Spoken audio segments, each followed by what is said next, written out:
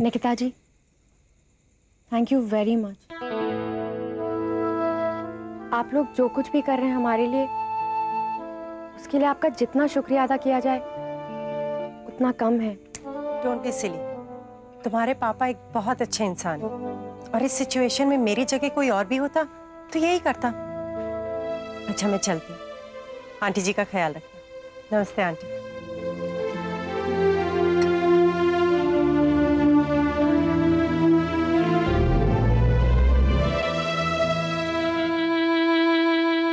उन्हें होश आ जाएगा,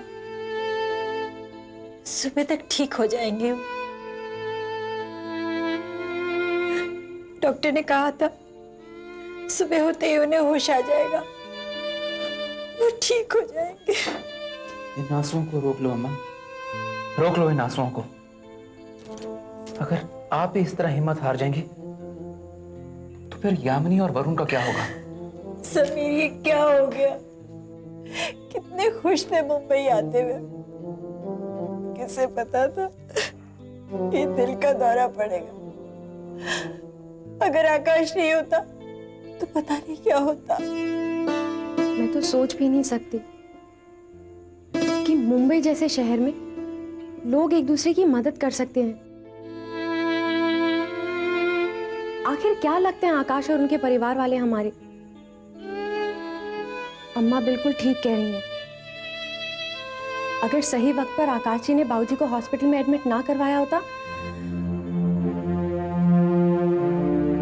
तो जाने बाबूजी को क्या हो जाता।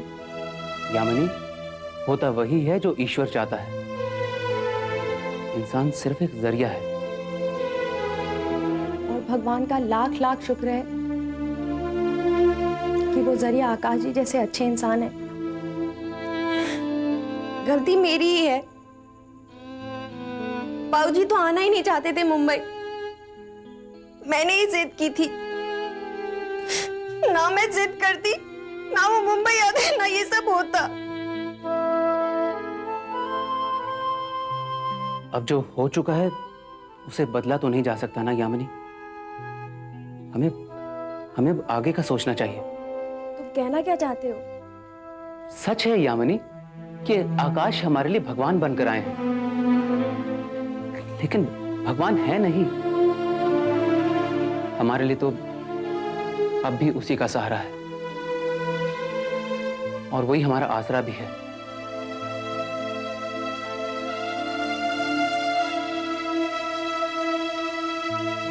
देखिए, पेशेंट को बेहोशी में गए हुए काफी देर हो चुकी है। अब तक तो उन्हें होश आ जाना चाहिए था, और ज्यादा देर तक अगर वो बेहोश रहे तो हो सकता है वो कोमा में चले जाएं।